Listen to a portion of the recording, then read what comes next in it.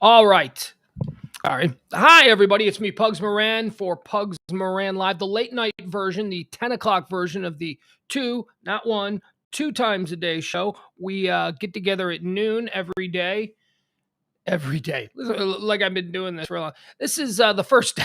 This is day one. So, forgive me. I'm just trying to get my, what did that used to be called?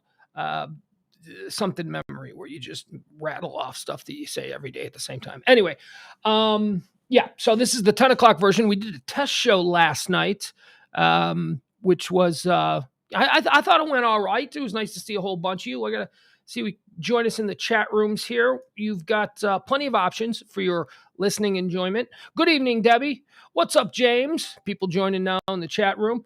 Right there at the bottom of the screen, you see the ways that you can listen, whether it be on Facebook, on Twitter, YouTube, and then the one that just says web. Look, I'm a troglodyte. I really don't know very much about any of this computing stuff, this fancy word machine stuff. I really don't. But thankfully, I've got a guy named Ed Silla who runs Radio Misfits, the Radio Misfits Network. Misfits Network, radiomisfits.com. That's the people who are producing this, making this all possible. So thank you once again to everybody over at Radio Misfits. Check them out. They've got all kinds of really great podcasts and interesting people. They do pretty much a show for almost any taste. Whatever you like, there's something there for you. It's radiomisfits.com. Also coming soon to Radio Misfits, we'll be doing some podcasts as well, some different sorts of things. I don't want to say too much because honestly, don't know too much. But yeah, that's all coming to radiomisfits.com. All right, so the noon show today, if you were tuning in for that, that's what the noon show is going to be. And if you weren't tuning in for it, the noon show is just going to be a rundown of all the topics and things that people are talking about, whether it's trending topics or breaking news that's happening. In this show, the one here at night, this is going to be a little bit more fun. This is going to be... don't know exactly what it's going to be. It's going to be more freeform, whereas the noon show is utilitarian. There's going to be a purpose to it, and the purpose to it that we hope you can use every day is, a quick cheat sheet on all the different subjects and topics that people are talking about. We're going to get you up to speed, and that's what noon is, and 10 o'clock here. We don't know what this is going to be. This is going to be what I hope, and eventually it becomes, is a old-timey, and I hate to say old-timey, but throwback. I think throwback is the cool way to say it. Sort of a throwback late-night local talk show, local late-night radio talk show. Who's calling? We do have a phone number. I'll put that up. Oh, we're having a problem with the phone. I did it again. I did the same thing. I apologize, folks. We are working our way through this, trying to work out the bugs, and we will work out the bugs, and this will be a nice, smooth operation. I promise you. I've literally got the best people working on this. The problem is that I am not one of the best people. I'm riding coattails. I'm happy to be here. I'll do this. Just put me in front of a microphone and tell me that I got a couple of hours to fill, and I'll do the rest. It may not be good. That's up to you to judge, but it is going to be what it is going to be, and this is about all that I can do. Everything else that is happening here, from the cameras to the sounds to everything, that's all being done by the aforementioned Ed Sill at Radio Misfits, radiomisfits.com. We do have a phone number as well. You can... I don't even know if I want to give a phone number, and I'll tell you why. It's not that we're not going to take calls. It's that I don't know that we can take calls. I'm not entirely certain that this is. I don't know how to do it. I don't. It's kind of rigged, Like it's not something that I should be able to do. But I'm using a cell phone on a coffee can with the speaker on, and if you just call the number that we put up there on the screen, we can try and take calls that way. Don't know that we're going to have a lot of time for calls today, though. And the good news is that tomorrow, once again, because of the fine work of RadioMisfits.com, we are going to have a phone system. Now, again, the phone system may not be up and running tomorrow, but it is supposed to be delivered. Amazon, let's hope that they're as good as they claim to be. Actually, they're pretty good. Apparently, they deliver on Sunday. We placed an order. He placed an order for this piece of equipment on Saturday night, and it came like Sunday afternoon. All right, there you go. Private industry, better than the post office. Delivers on Sunday. A little disheveled here. And I'll be honest with you. This has nothing to do with the show that we're going to do, because thanks to the invention of coffee, I'm going to be absolutely fine. But I haven't been sleeping well. I've probably slept 7 hours since Saturday. Last night, after the show, I went into my bedroom with every intention known to man to fall asleep, and I ended up watching the test show just to see. I do that. I'm weirdly obsessive. It's one of those deals where, and look, I don't think I'm giving away any trade secrets, but for people, a lot of people who do this, they obsess over minutia. Now, most of the people who do that, who obsess over the minutia, are far more successful than I am. But still, I have that little bug in my system where I cannot just leave it alone. Especially now where everything is up there on YouTube. If you've missed the show, you can go over to the YouTube page. The YouTube page, once again, is right here. So go ahead, check that out. The Twitter, YouTube, and the web. Boom, there it is. Okay, very good. All the shows on YouTube are archived. I had a question I had a question today from Lacey. Lacey is right there. Lacey, who used to be one of the interns on the old Pugs and Kelly show back in the day. She suggested that this might be good as a podcast. And I'm like, oh, I know. No. We're going to do podcast. We're doing podcasts. If that is what some of you prefer, you're going to have an opportunity. We're going to create some original and unique stuff for the podcast. But this is a live stream. This is a different thing. This is, I'm an old radio guy. I like the idea of live. I like the idea of podcasts typically tend to be what's known in entertainment and arts and creative as evergreen, which means you don't have to listen to them the day that they're cut. I like that. That's fine. That's wonderful. And there are certain ways to do that and put out great content. But I like the non-evergreen stuff. I like the daily rundown. I like, for instance, you might not. All the shows, as I said, are available on YouTube. But in 6 months from now, you might not want to go back and hear, the events of the day from August 23rd. Or maybe you will. Maybe, you know what? Now that I think about that, it might actually be an interesting collection of things that you can go back and listen to. But for whatever reason, if you miss one of the noon shows, or even if you miss here the late night show, you can go over to YouTube, Pugs and Company on YouTube. And I understand there's a myriad of problems, challenges. There are challenges that we have yet to overcome, or more to the point, challenges I have yet to overcome, which, like finding me on YouTube. Apparently the pug dog is very popular.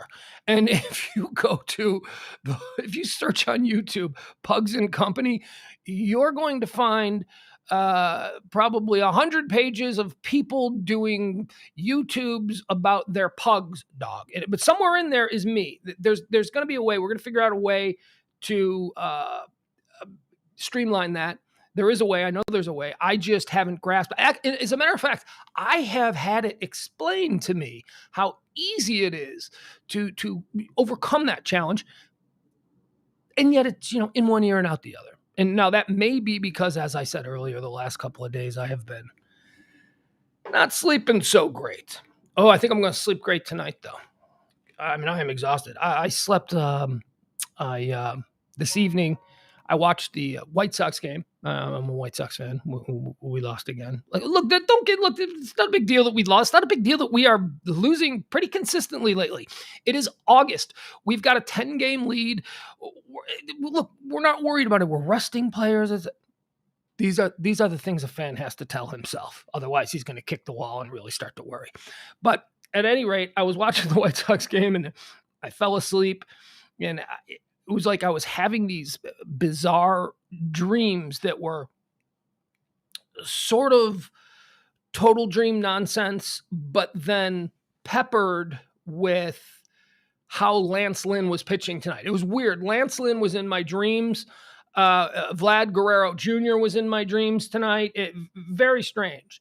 And don't worry, I won't try to explain it to you anymore, because there is nothing worse in the world than someone you want. I had the weirdest dream last night. I want to hear my dream. No, I absolutely, nobody wants to hear your dreams. Your dreams are difficult for you to understand. My dreams are, and I don't think you're any different than me. I think that that's pretty much a standard across the line human thing. So no, don't waste your time telling your dreams to other people. They are right up there with watching vacation movies or thumbing through photos of your child's, first communion or whatever the hell it is. Oh, my Catholic is showing first communion. All right, let's see here. There we go. Okay, so it's been explained to me again. For anybody that is confused about how to reach this show easily, just go to pugscast.com, and that'll take you directly to the YouTube page. So pugscast.com will get you there.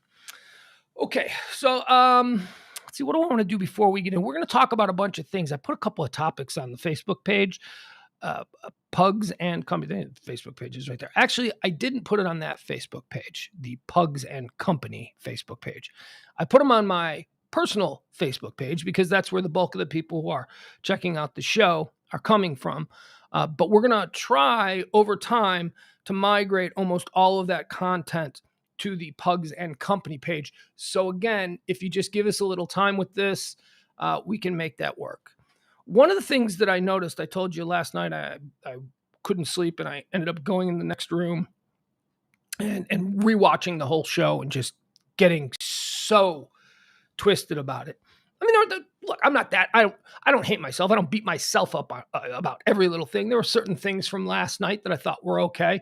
Certain things from this afternoon show that I thought were okay. But if you can bear with us, we'll get it humming. I promise you. We're still putting this together, and we'll make it as streamlined as I possibly can, as streamlined as it is capable of being when it's someone like me at the helm. So if you bear with us, like I said, we've got the best people involved, and we'll get it all straightened out. One of the things that I noticed,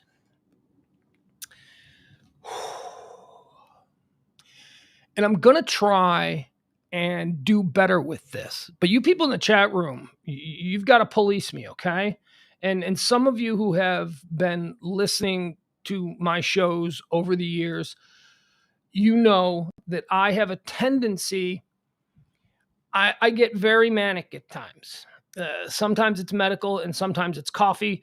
Sometimes, it's just because I haven't had a lot of sleep, so I'm trying too hard. But I have a tendency to speak very quickly. And I like to think that I'm a fairly articulate individual. What happens is when I get nervous or when I'm uncomfortable with a situation, I will tend to start speaking very quickly. So if the folks in the chat room can maybe be speed cops, tell me to slow down, tell me to calm down. I won't hate you the way I've hated most program directors who have told me. But on the listen back yesterday, I was like, Jesus, man, would you just slow down? Would you stop it? Your ideas aren't that brilliant that you have to get them all out or else the world is going to fall apart. I mean, that's what is happening today is that I'm just tired. So I'm just kind of racing.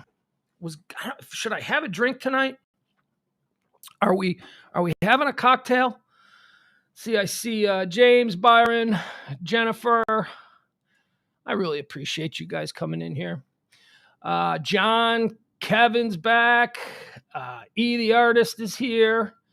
Steve Eaton. Let's see who else. Let's keep scrolling. Dustin Seeley. I should have given him a shout out yesterday when I was shouting out the people that I know from way back. Dustin and his wife. When you work in radio, you go on a lot of listener trips. Well, not a lot.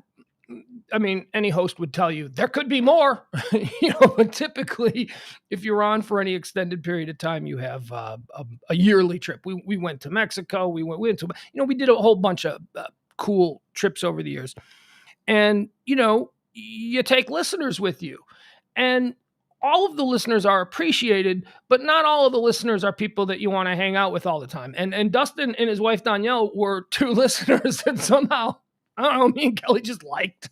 So we kind of started hanging out with them in Mexico. So it's good to see them hanging back here, or at least to see Dustin. I guess, when I see Dustin in there and I don't see his wife Danielle, I just imagine that, she hates us. So, something went wrong. I said something at some point. She's no longer on the Pugs train. That's fine. That's fine. Dustin, this can be a boys club. I got no problem with that. Let's see here. What do I want to get into? I want to tell you what we're going to talk about. Some of the topics that I put on Facebook. But I'm also going to slow down and I'm going to pay more attention. Here, I made notes for myself. Okay. Couple of notes. You're not that interesting. Slow down. Also, pay more attention to the people in the chat. They are the most important part of this entire endeavor. And I mean, I look at the chat like they can see me there. No, I really do mean that. This is going to be a slow build. We're going to try and build something over time through consistency, through creativity, and through just sheer force of will. This is going to be a slog, but we hope that it's going to be worth it. I know that people wouldn't have put so much effort into making this possible if they didn't believe in it, and I can't thank them anymore for that kind of trust that they have in me. So the topics that we put up on the Facebook page earlier, and some that we mentioned during the noon show, the noon topic-driven. The noon show is basically a ripoff of The View Hot Topics, except it's one bald fat guy ranting for 2 hours. That's the only difference. I'm not as pretty as any of the View people. Although maybe I haven't watched The View in a while, but I think I'm prettier than Joy. I think I'm prettier than Whoopi. I could be, if I put a wig on, I could probably be prettier than them. Yeah. So. Yeah, I'm not going to look shame. See, look at that. That's the new me. The new me actually said that and then went, what is the mileage you're gaining from just being randomly crude and mean to somebody? I don't know. All right. Are we drinking? I'm going to have a cocktail. That's kind of what I like to judge how long this show is going to go, by having a cocktail. The other determining factor is, of course, the topics that we talked about on Facebook and the things we're going to get into. We're going to talk about red lights. What are when you meet somebody? Oh, and there's some good ones. We're going to go over some good ones. If this format, the way I'm trying to do this, pans out, this is just going to be me reading all of the interesting people's comments on Facebook and then just riffing on them.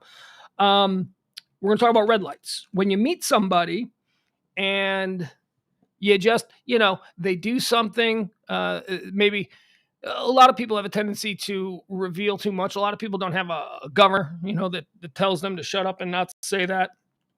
Or, hey, what you're doing there is not socially acceptable. So what sort of red lights do people put up for you, that would get you to go, oh my God, or red flags. Oh my God, that's a red flag. Oh, here's another note from earlier today. I was talking about some people attempting to cancel Catcher in the Rye. This drove me insane. Not that people are trying to cancel Catcher in the Rye. Look, that's an irritant as well. But what drove me insane was I was talking about Catcher in the Rye, and I started out talking about J.D. Salinger, the author of Catcher in the Rye. And then like 3 times throughout the conversation, I said Steinbeck. Like I gotten confused between Salinger and Steinbeck. I mean, I guess it's look, they're both a couple of old dead great American authors. But it really bothered me. I was like, oh my God, I'm an idiot. Actually, that's exactly what it says. Stop being stupid. Pay attention to what you're saying. It was Salinger, not Steinbeck. I'll try, folks. I'll try. But please, forgive me those little missteps because I'm ranting and I'm rolling and I've got no brakes and I've got no person in here to bounce anything off of. So from time to time, that's going to happen. Red lights. What do people do that immediately you say, you know what? I like this person. Red flags. Did it again. Oh my God, when I listen back to that, that's going to be a note. the reason I'm calling them red lights is because the other half of that is, what are green lights? Red flags and green lights. What are green lights? What's something that people reveal about themselves that you go, okay, this is a good person, I like them? Had so many great answers there on the Facebook page. We're also going to talk about television a little bit. I wanted to get into this yesterday. Wait a second, hold on. I wanted to get into this yesterday, and because I'm a TV guy. I love TV. I'm a TV wannabe. I've got so many pretend TV scripts that I've written, so many treatments for movies, and actually not even movies anymore. Movies was more like when I was younger. Now everything is, okay, how can I make this into a 10 episode, one year series? So I love TV. The Emmys came out. There are some real big problems in the Emmys this year for me. None of them particularly bad. Some of them just particularly sad. And we'll go over those. We'll talk about them. And then I also asked on Facebook, what show are you watching? There are so many options out there. When you come home from a long day of work, first of all, which platform are you using? Are you watching Netflix most? Are you watching Prime? Are you using Hulu? Is Apple TV a thing in your world?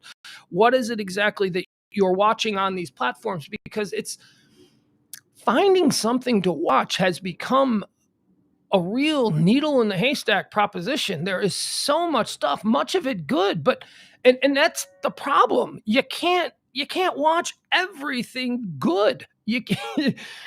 I mean, there's too much stuff out there, and that's why when you make a mistake and you choose something that's not good, you're like, oh my God, there was so much good that I could have been watching, and here I am watching this crap. So we're going to weed through all that. I asked you what you're watching, and man, did you guys come through. I think I am like one of the most up-to-date guys when it comes to what's out there, what's available, what are you watching. And between me and my guy, Ed Silla, we've got basically everything covered. I mean, if I don't know a show, he has seen it, or, vice versa. So, but some of the suggestions that you people put up on the Facebook page that we're going to talk about are ones that I really appreciate, because I'm like, like 20 people said Yellowstone. The hell is Yellowstone? I don't, is that the Kevin Costner thing? If it is, good, because I love Kevin Costner. I am a Kevin Costner freak. So Yellowstone, isn't it the Rancher show or something? I don't know why I've never jumped into it, but so many people said that Yellowstone is their favorite current show.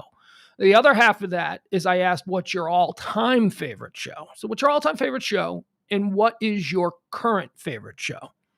So some people, a couple people said Yellowstone to both, which makes me think maybe I ought to check out this Yellowstone. I don't know if it's on Netflix or Prime. It's an easy thing to figure out, and we'll get that worked out.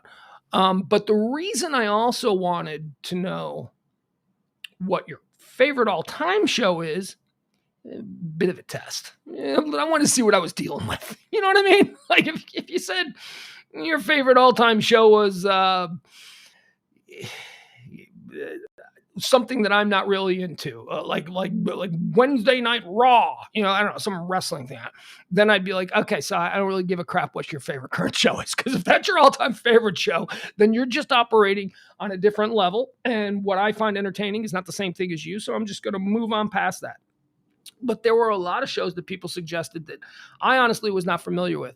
Yellowstone looks like one that I'll check out. Same with Dave. A lot of people said the show Dave, and we'll get more into it. Is Dave the guy with the beard? Is that, because I think as I've been scrolling, I believe that's an Amazon Prime show. I think that's a show that I've went, okay, maybe I should check that out.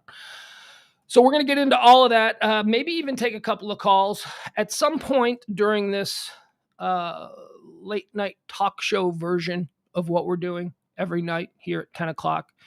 At some point, we're going to have guests, and we're going to do a little bit more, interactive stuff, maybe some interviews, have some people up here to the Highland Park Guest House studio, and maybe talk to them live, or, just, we do live in a era where nobody seems to do anything together anymore. So we do have the capability to bring people in and split the screen and have multiple boxes and all of that. Like I said, I don't know how it works, but that's another one for Ed Silla.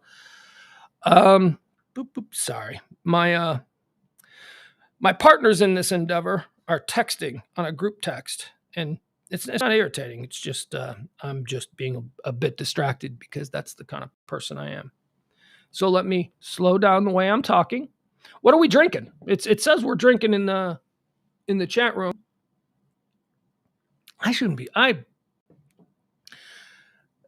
don't know that I'm going to drink every night because that's not really a thing that I'm built for anymore. But the first couple of shows, this might be good just to take the edge off. John says, wow, Highland Park, impressive. You should have listened last night. Don't be impressed. I'm very lucky. I am, as every black security guard I've ever met, I am blessed. You ever notice that? Every black security guard that you run into, whether you're entering a building, you say, hi, how are you? I'm blessed. I am blessed. Maybe for some people, that's a red flag. We'll get into it. What else do I want to cover, though? Oh, speaking of the Highland Park area where I am squatting in a guest house on a beautiful estate. Again, John, we covered that last night.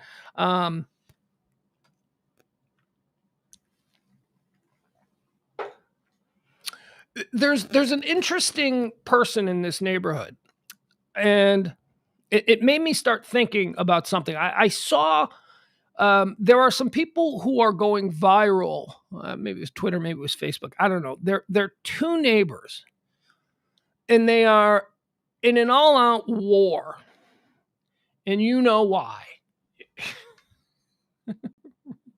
Right? I mean, you know why? You know what they're at war about? What's the one thing that everybody hates each other about? Not necessarily the pandemic. That's just one thing. It's about political ideology. It's about who you voted for. And once again, I'm going to say nobody cares who you voted for. Nobody cares who you voted for. Nobody cares who you pray to. And as I said earlier, nobody cares what you dreamed last night. Just keep those three things out of any sort of casual conversation with an individual that you run into in the street or maybe someone you live by, and everything should be fine.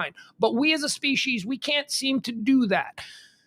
And again, I'll go into it. It's because we're all being constantly ginned up by people who have money in the fact that if we're divided, that's good for them. Let me tell you something.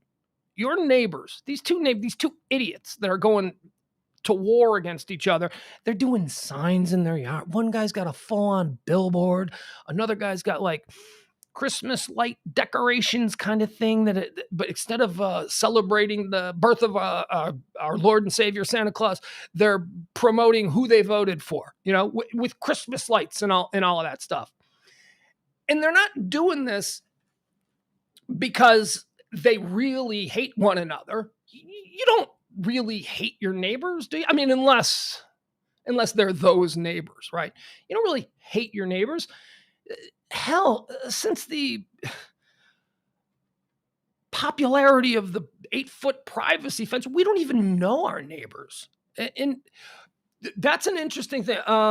For those of you in the DFW area, Jody Dean, the legendary broadcaster here in town, he's a great Twitter follow. He's really interesting. He's a really surprising guy. I'm a big fan of his. I'm certainly a big fan of his Twitter work.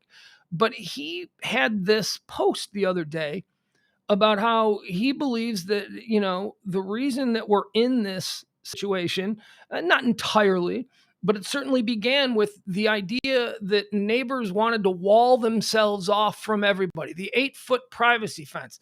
I mean, I'm from a neighborhood in the south side of Chicago where everybody had chain link fences. There were no 8-foot privacy fences. Everything was chain link.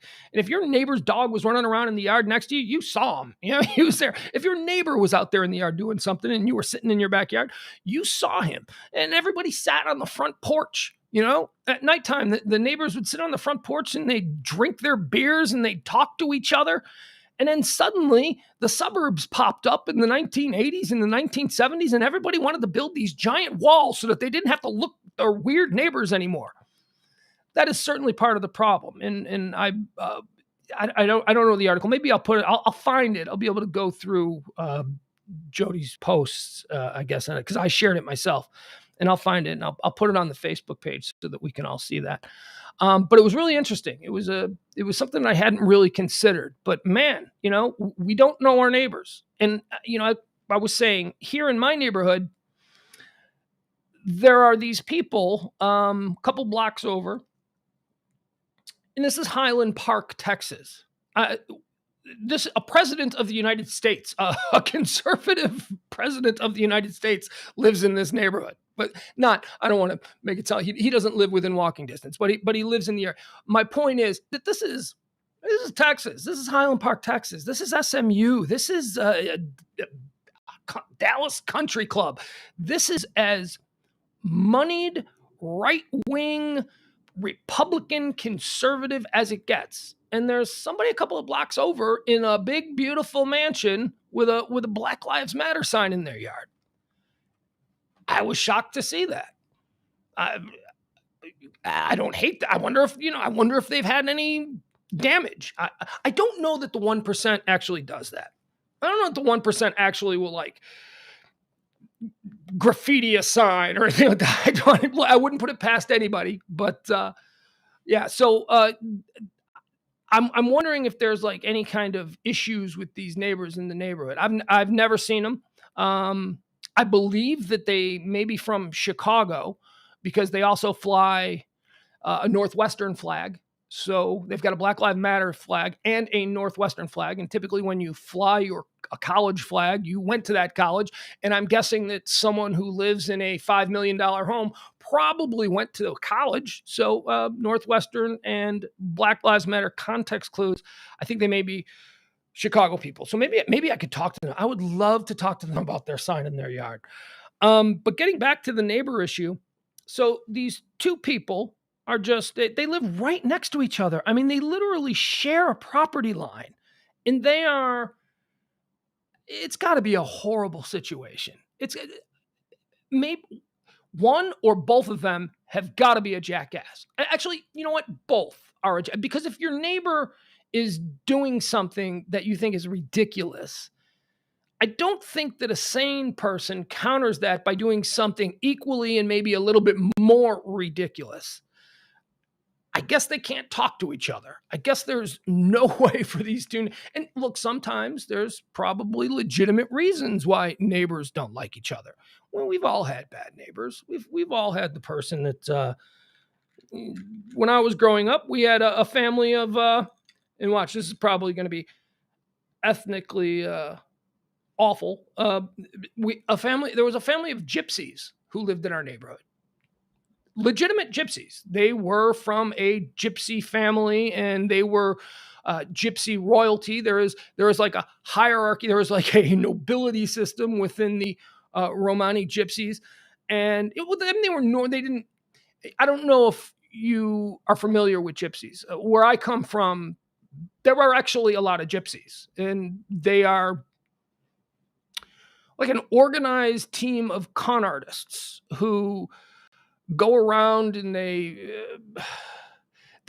offer to do work around your house. Like the big one where I'm from is that the gypsies will offer to pave your driveway or pave your parking lot if you run a business.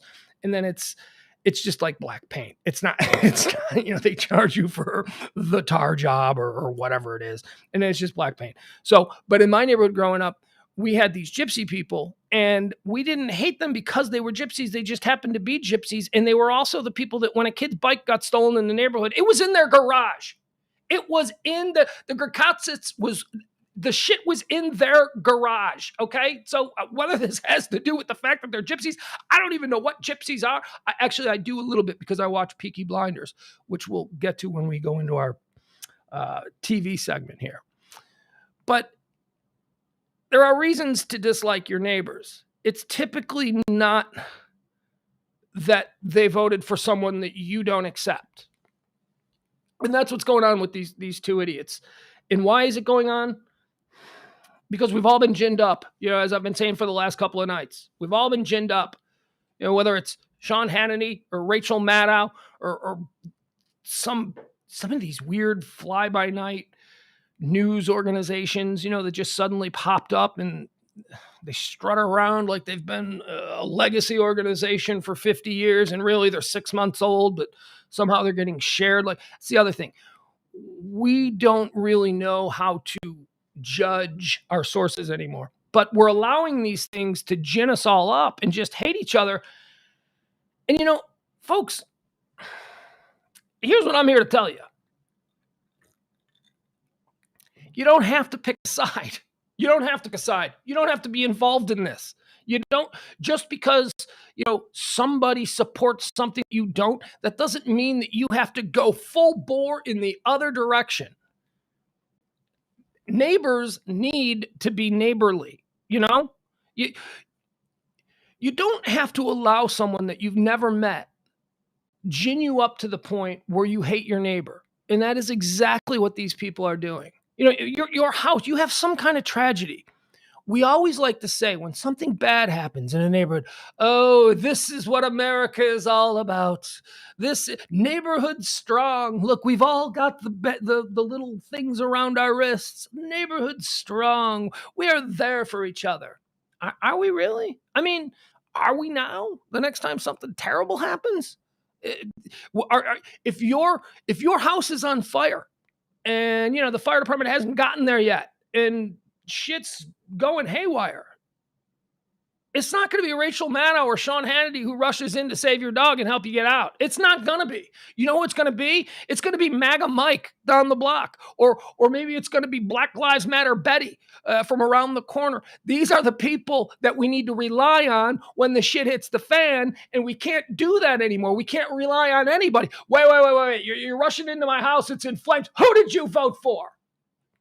I mean, it's absolutely ridiculous. And this is all happening because we're listening to the wrong people. We are listening to disingenuous fucks whose entire job is to gin us up, get us all angry, because when we're angry and we don't know, I can't believe this is happening. I'm so angry. When we get in that state, we're easy to control. We're not thinking straight. So we're just going to listen to someone that tells us that we're right to feel this way, and they're going to tell us what to do next. That's called being ginned up. And we're all allowing it to happen. So this show is going to serve as an attempt to break down the middle there. You know what I'm saying? And remember, you don't need to pick a side. We've allowed highly paid strangers to get us to the point where we're at each other's throats. So let's stop it. None of that here. And, all right, what's that? Is the gypsy thing wrong? Now I'm going to listen back to that and be like, oh, should I have said that about gypsies? I mean, I don't know. Are they in a press? I guess they are in a press group. But these particular people just happen to have been gypsies, and they think that's an interesting culture because it's not exactly something that's very commonplace. And yes, they stole bicycles. Those damn kids who happen to be gypsy, if your bike went missing, it was them. You wouldn't leave your bike when you rode your bike to the 7-Eleven. If you saw one of them like hanging out at the 7-Eleven, you couldn't leave your bike. One of your friends had to wait outside the store with all the bikes, because I'm telling you, their big brother, with the van would pull up and all your bikes would be gone. That's just a fact. And then you'd call the police and you'd tell the police, look, it's probably in their garage. And they go to the garage and yeah, sure enough, there it was. And they'd be like, oh, I thought it was mine. It was all the bike racks. And, it just looks just like mine. So there are reasons to hate your neighbors. There are reasons to not get along with some people. Some people are just a-holes and they deserve to be hated. But let's be a little bit more discerning about the people who live within, 100 yards of our front door, who we hate and who we trust. If we can't trust our neighbors, I mean, do you remember back in the day when you'd go out of town? I mean, I don't. This is sort of a romanticized fiction that I'm creating right here on the spot, but it sounds like something that happened. Didn't you used to ask your neighbors to watch your house? Didn't you used to ask your neighbors to get your mail? Didn't you used to ask your neighbors to maybe let the dog out every once in a while? If you were that close, that sounds like one that's maybe a little bit too close, because no matter how much I like my neighbors, I don't want them around my house and I'm going to board my dog. So, maybe that was a bad example. I'm racing. I'm going too fast.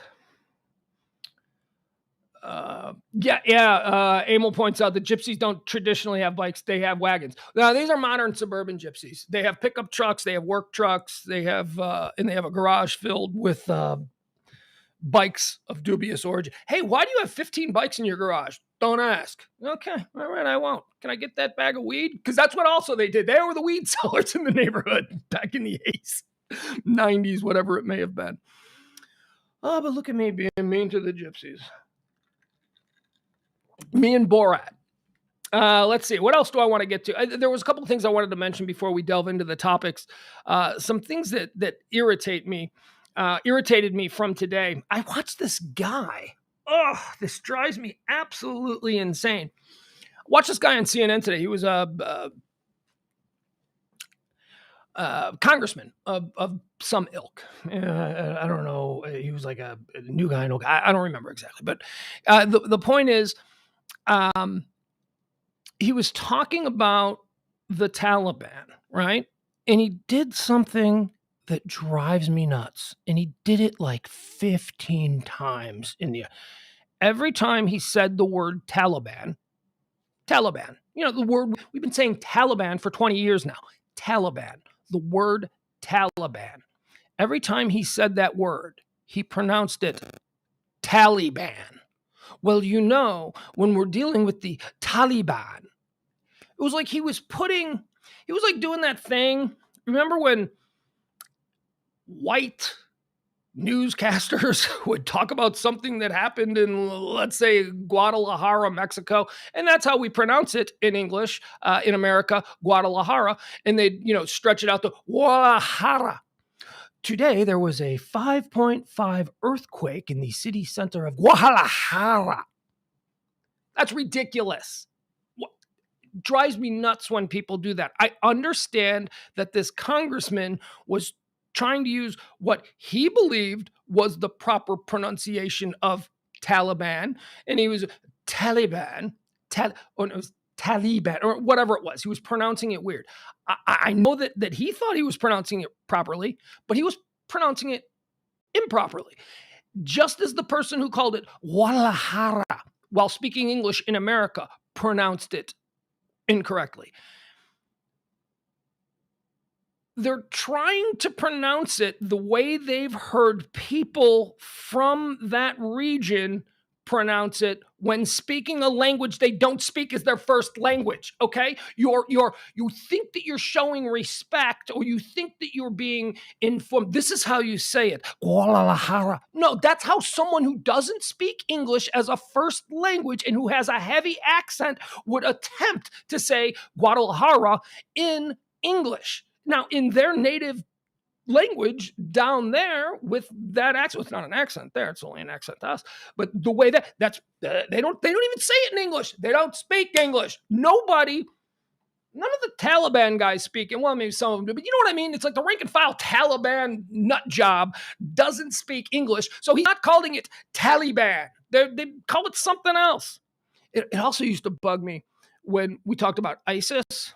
You remember the people who really tried to scoreboard you with how much they knew about it, they refused to call it ISIS. They would call it, what was it? Daesh or something like that. Well, you understand that tell us more about ISIS's advance through the blah, blah desert. Well, Daesh, and they'd call it something else. So it's like, what? That's not what we call it here. We don't know what it is. Stop showing off. Nobody cares. You're a pretentious ass. So that really irritated. Taliban. And he said it like 15 times. Like, I thought the first time it was a mistake. I was like, oh, okay, so I misspoke.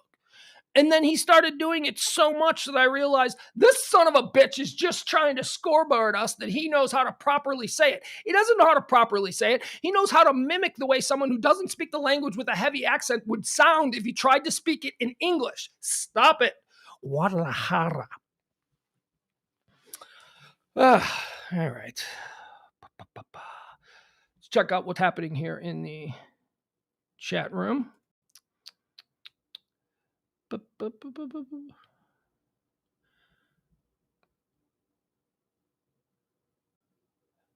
Pat says, my daughter and granddaughter moved to their house. My granddaughter is mixed. Immediately, the next door neighbor put up his rebel flag in his yard. Okay.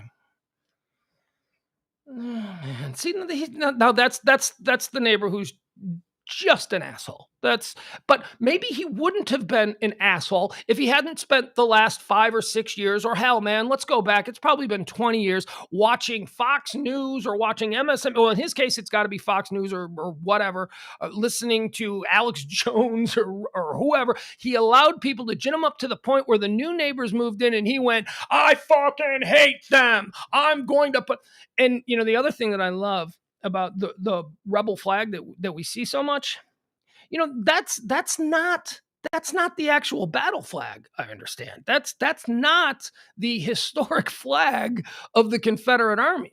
The common flag that we see now was introduced in the 1960s during the Civil Rights Movement as sort of a, hey, let's bring this back and update it. So when people say that this is my heritage, it's your heritage going back to the mid-60s. It's not your heritage going back to the Civil War. That flag was different. Fly that flag if you want. You're still kind of a, look, I've always said that's a flag that went to war against the United States. People wearing that flag on their uniform murdered people wearing my flag on their uniform. And yes, we can forgive and forget. We've got to heal. That's what happens after a civil war, or else you just have endless civil wars. But they brought it back in the 1960s. The whole during the Dixiecrats and all of that nonsense that was going around the civil rights movement, and they reintroduced a flag that was not the original, not what the actual Army of the South marched under, but something a little bit new, a little bit modern. And now here we are 50, 60 years later, and people are claiming that's my heritage.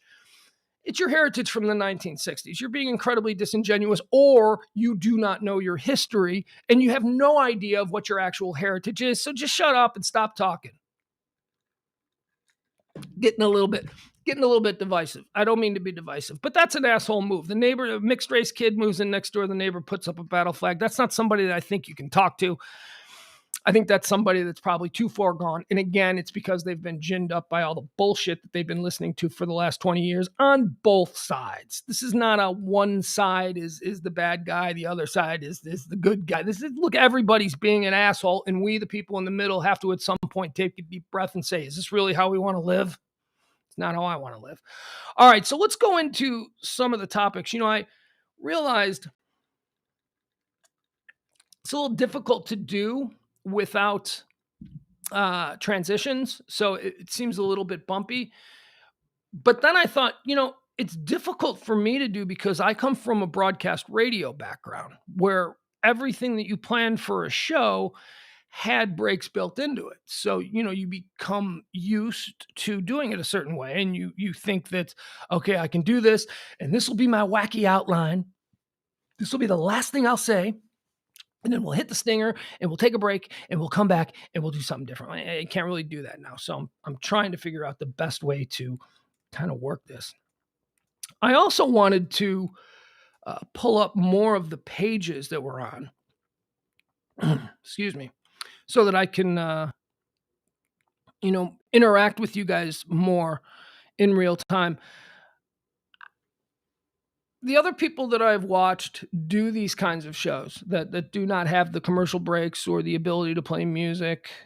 Although I do, there's a way that we're going to play some music. We're going to play some audio things that we will use as a sort of break for me. Sometimes I'm going to need about 30 seconds. I mean, what if I got to go to the bathroom?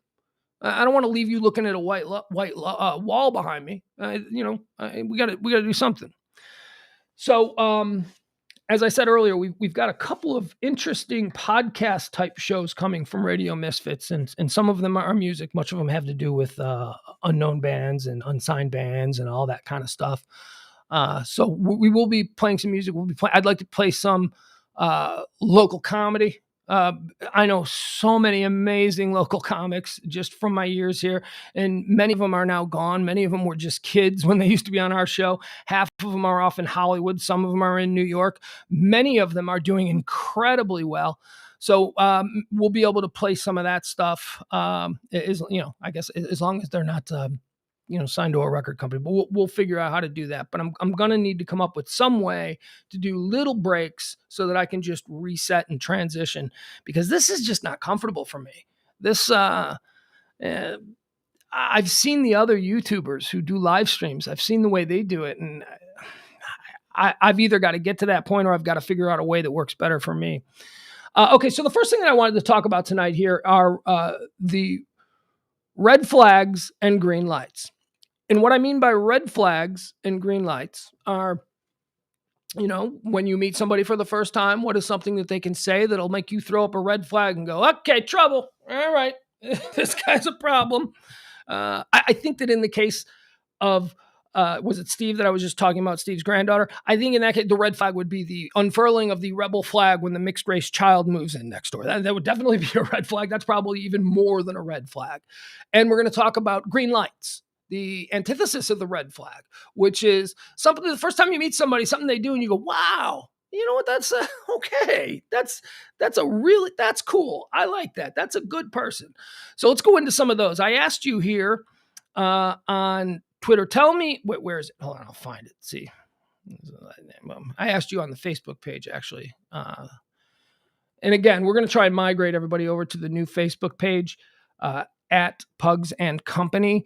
I sent out a bunch of invitations today, but I wanted to invite everybody that's on the John Pugs, my personal page. I wanted to be able to invite everybody over to the new page, which is the Pugs and Company page, where it'll be easy to watch the stream and all that kind of stuff. And we're going to, interact on all the stuff that we do on either the noon show or the 10 o'clock show over there.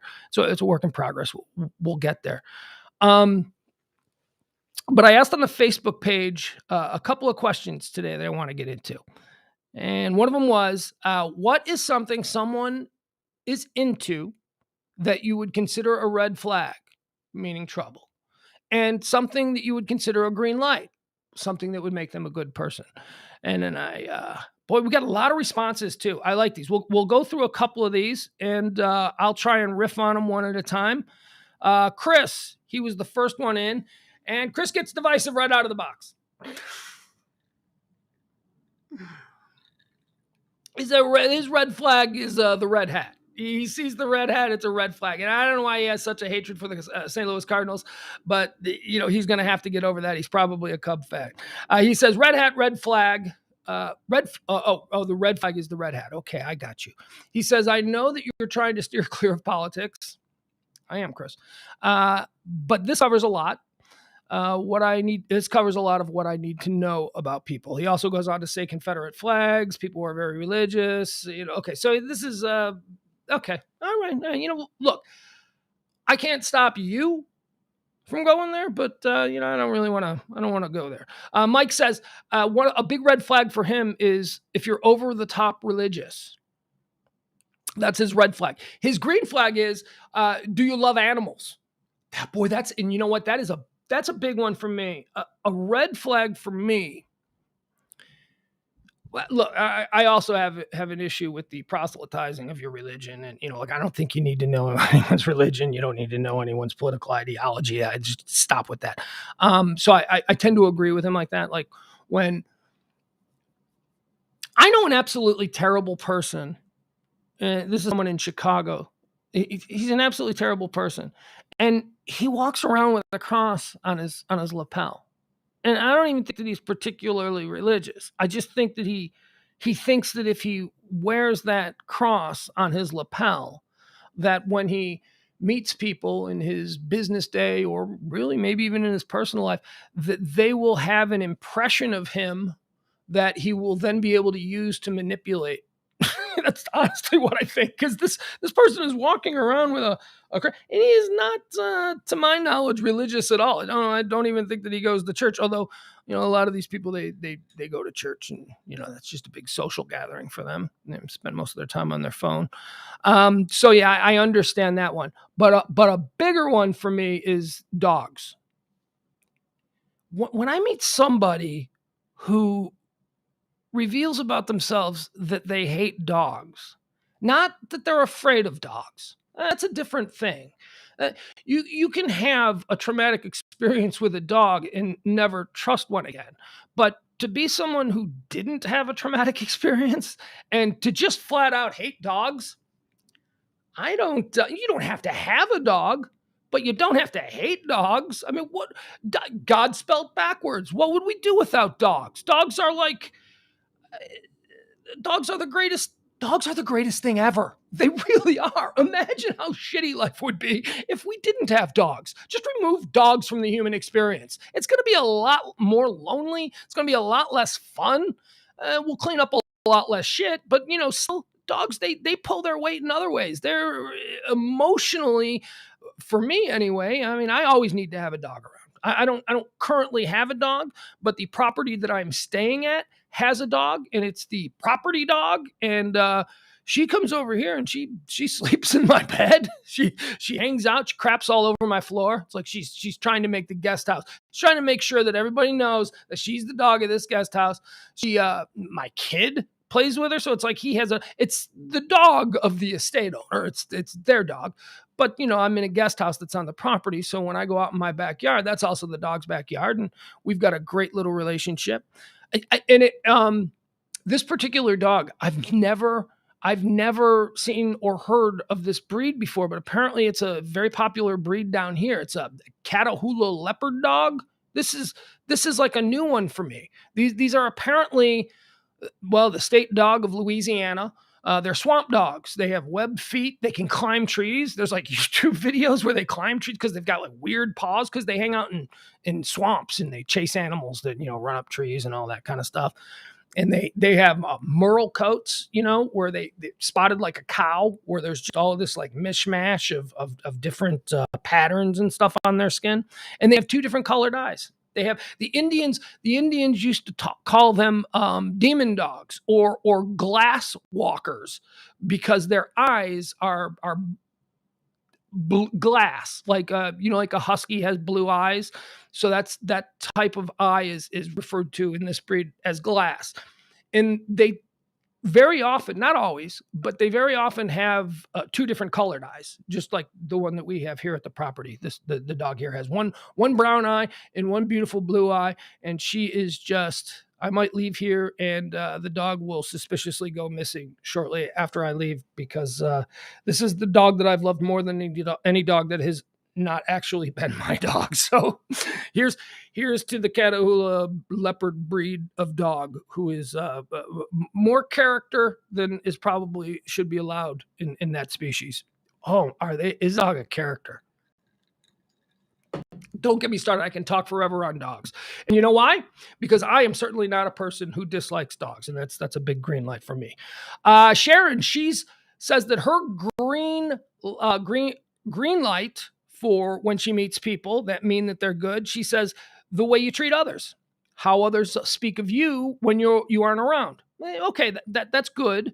How you treat others, I think that's very important. Her red flag when she meets new people is the way you treat others, how others speak of you when you aren't around. All right, so I see what she did there. Clayton, this is a good one. Clayton suggested a big red flag for him is someone who deletes every text conversation right away. Now, I don't know anyone who does that, but that does seem a little sketchy. My problem is just the opposite. I never delete my text conversations. I've probably got 1,000. I get up to like 1,000 text messages, and then my phone starts acting wonky, and I've got to delete them all. But I never delete them. But then again, I'm not in a relationship where I'm being unfaithful, so I really have nothing to hide.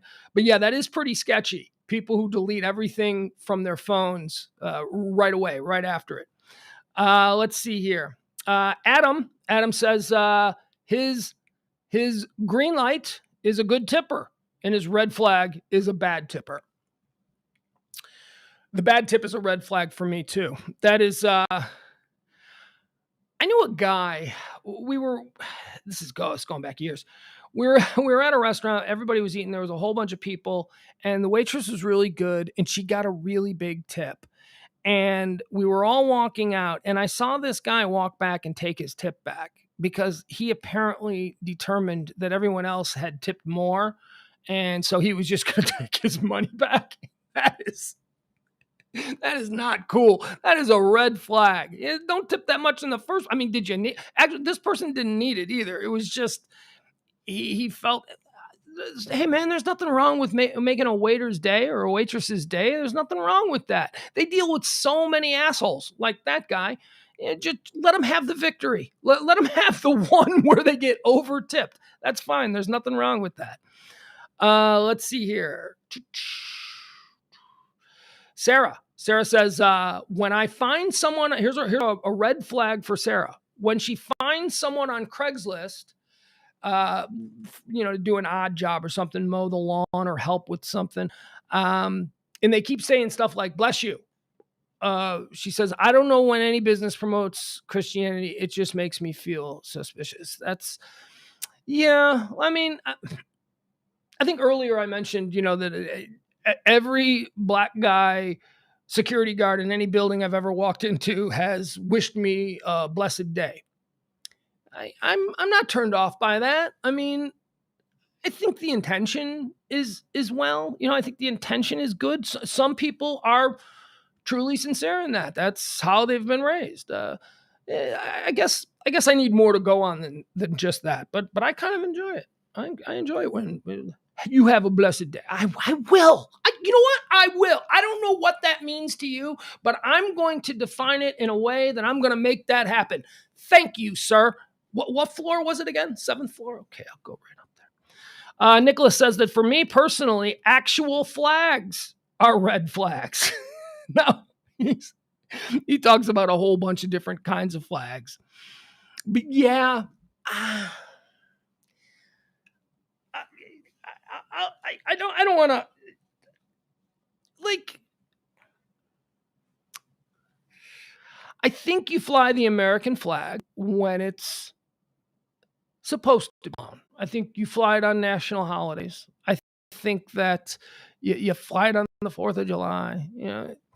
You got a soldier coming home, right? You fly that flag and you fly it proudly because that's, what you're all about right there. As long as your kid is over there slugging it out with the Taliban and, he's wearing that flag on his pad, you put that flag up, that's all fine. But, the people who, I talked earlier about the people a couple of blocks away who have the Northwestern flag, I always, it's kind of childish, I think. I don't always think it looks good. I don't need you scoreboarding me on where you went to college. Did you really go to Oklahoma? Did you really? You never see a Harvard flag flying. You never see anything like that. In this neighborhood, you see a lot of SMU flags, but that's understandable because we're on the campus or adjacent to the campus of SMU. So there are literally people who are, involved there right now. So maybe that's a thing. But for Nick, he was talking more about political flags, which we're seeing a lot of, rebel flags, thin blue line flags, all of those sorts of the coiled up snake. Look, there are names for these things, but because I'm not even the least bit interested in having my entire political ideology summed up in a cloth flag, I don't know what they are. I don't know what they're called. What the "Don't Tread on Me" flag? I know there's a name for it. I don't know, and I don't really care to know.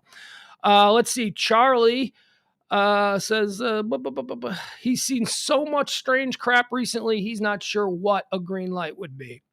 Yeah, I get that, man. I completely get that. These are weird times. Tracy says that a red flag for her, something that warns her that people are sketchy, are people who refer to themselves in the third person. Oh, and her green light is shares it with me, dog lovers, which is also a green light. My red flag is people who hate dogs, and a green light for me is someone who loves dogs. People who refer to themselves in the third person. That'd be like me saying, I'm, how would that work? I'm so tired. Did I tell you I've been not really sleeping the last couple of nights trying to put all this together and stressing about it. You know what third person is. That's a special kind of narcissism, isn't it? When you refer to yourself in the third person, this is something that we've known forever.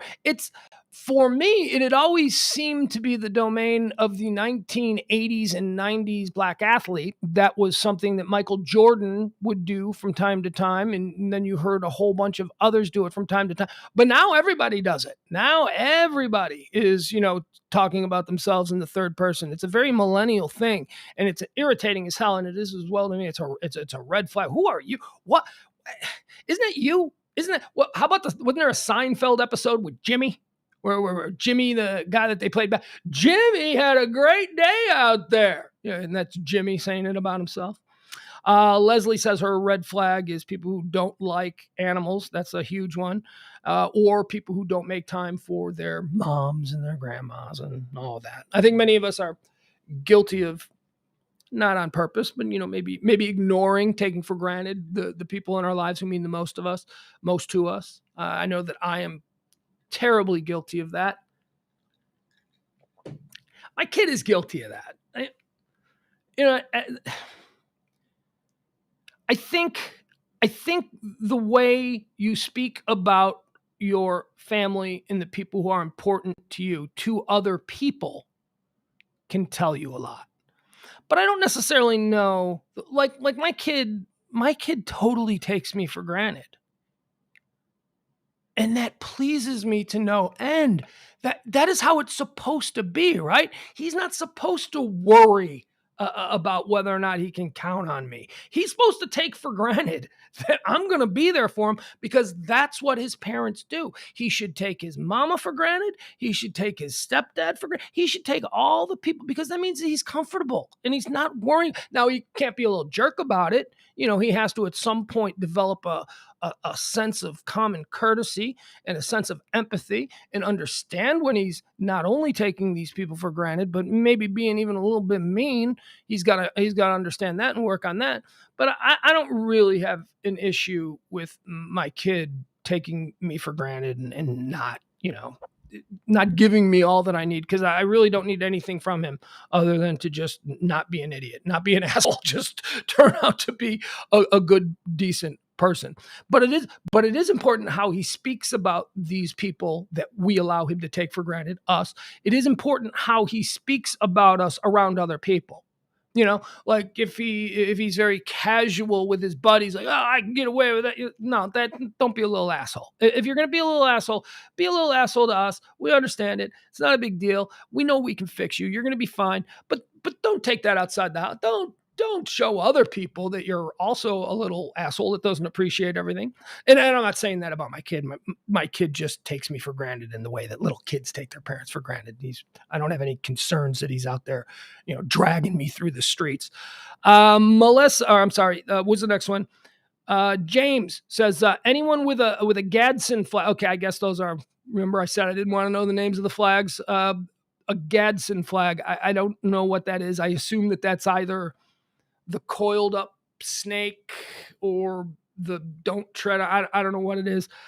A lot of people are saying stuff that has to do with flags. A lot of people with stuff that has to do with Jeff Schultz. He spouts out water sports. I don't know if he's just asking if anybody's into that or if anybody's down for it, because he didn't say whether it's a red flag or a green light. He just putting out their water sports.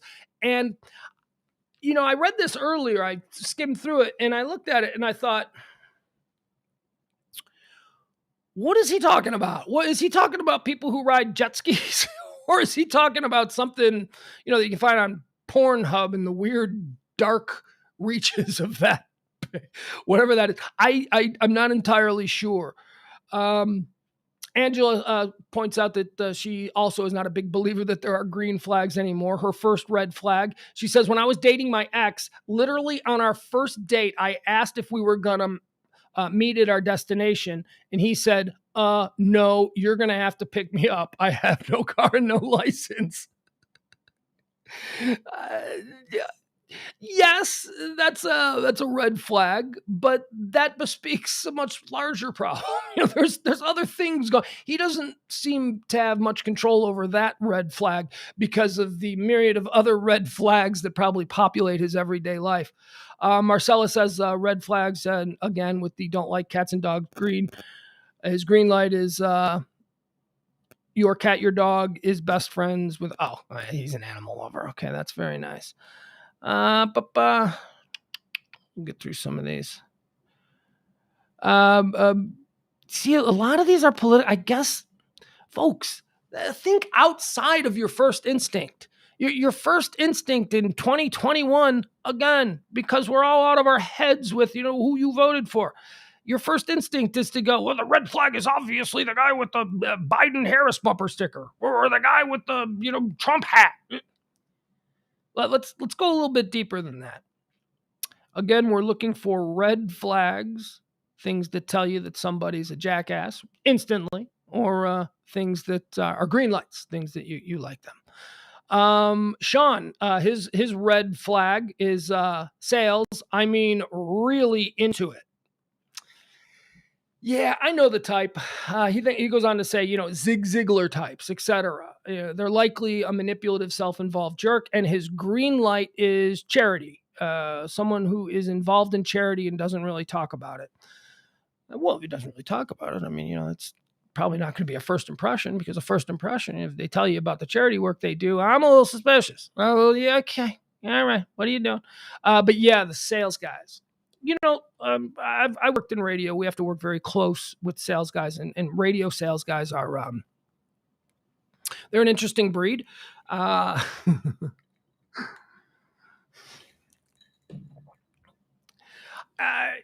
There is a lot of bullshit involved with anyone that does sales.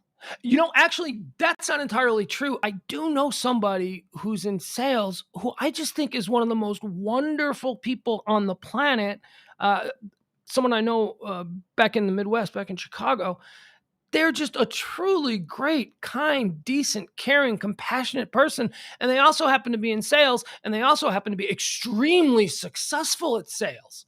It's almost like this person, this individual, has figured out a way. Maybe the easy way to be successful in sales is to just manipulate, lie, and falsely present, all of that sort of stuff, misconstrue facts, overpromise and underdeliver, all the things that people do in sales that make us all dislike salespeople. Maybe he didn't take the easy route. Maybe this person actually figured out a way to be successful in the sales arena through honesty, through kindness, through decency. Because this person is really, and I'm not just saying this because I think they might be listening, because there's no way that they're listening. They're much older. They're not very tech savvy. So there's no way that they're listening to a live stream.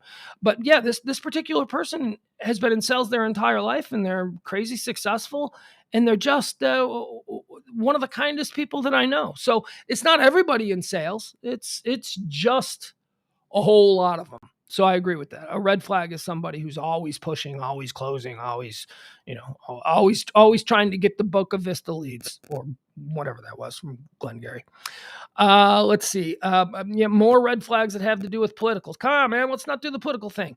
Albert says some things seeming green light at the moment can go wacky really quick. A green light person would show the trait of not being outraged at everything. Okay. Yeah, that might be hard to judge on a first. Nathan Canella says that a red light for him is. Let me see. I don't know if these are all red. Okay, so his red lights are reality television, like somebody who's really into reality television, which I get. There is so much great television, and we'll get to that a little bit later. Actually, soon here. There's so much great television out there. I mean, I guess on some level I understand the attraction of why people watch reality television. People work hard. People have things on their mind, and you can't. Sometimes you like to just unplug and watch something really stupid. I mean, that's why I watch baseball. That's my version of reality TV. It is reality TV. It's a competition series. It's 162 games, and I tend to watch every single one of them every night. But yeah, I don't want to see some chef who's supposed to be famous, who I've never heard of before, just be needlessly cruel to a bunch of people working in a kitchen. That's not fun for me. I don't care about these new reality shows. They're all like essentially porn, right? I mean, every new reality show, especially the ones that are popping up on the platform services like Netflix and Prime and all that, these all look to be just the most idiotic thing on television. And maybe I'm just too old, but because I don't care about F Boy Island. What is F Boy? That's a show. I don't even know what they're getting at. What is F? What?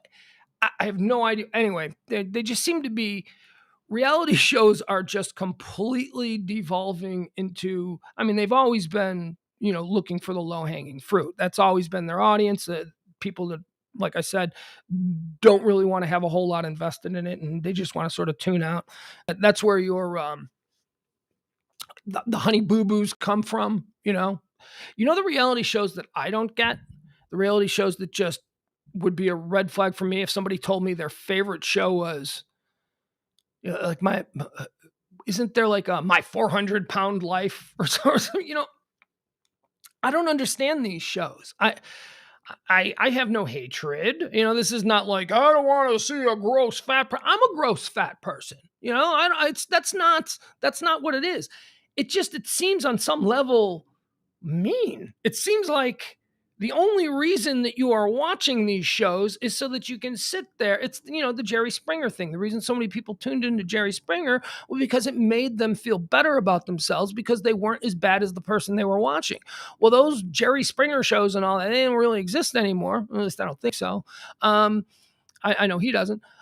Those shows have been sort of replaced by, let's take a camera and follow around a fellow human being who's having an incredibly difficult time with life, whether it's a medical issue or it's just their own personal failings that led them to these places. I find no joy in that stuff. I really don't. It's not anything that I'm interested in. Let's see here. Another one, a red flag that people are looking at. On a dinner date, a guy asked me if I wanted to see his grave dirt. She says, I think that is the reddest flag shit I have ever seen. Her green would be someone who is nice to children and nice to pets. A red flag for me is, oh God, there's so many of them. I mean, it's like, do I even have to name one? I mean, they'll probably just pour out naturally over the course of this show that we're doing. I'm gonna take a break here for a drink. Let's see here. Stephanie says her red flag would be they claim their job is entrepreneur. Yeah. Although I got a lot of love for the hustler. For the raconteur, the bon vivant. I got a lot of love for the guy that can just make something out of nothing. So I don't know that I necessarily agree with that. But then again, Stephanie, I don't have to date them. You know what I mean? I'm not, it's just something that I maybe admire for completely different reasons than the ones that you call red flags. Her green is active and has empathy. Okay. All right. So green light. So if someone's active, she likes to know that somebody's active. They have empathy. They know how to laugh and is as obsessed with murder as I am. Okay. Stephanie's obsessed with murder. All right. Let's, Jackie says, anyone who gaslights, that's a red flag for her. And gaslighting is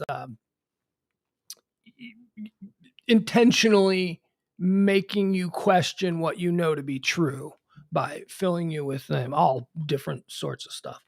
Okay, let's take a look over here. Let's see what's happening in the chat rooms. Again, you can follow the show. We've got all this, you got the Facebook thing right there on the screen. You got the Twitter, you got the YouTube. You can, the problems that we're having with the YouTube feed, people are struggling to find us on YouTube because apparently the Pug Dog is way more popular than the Pug Human.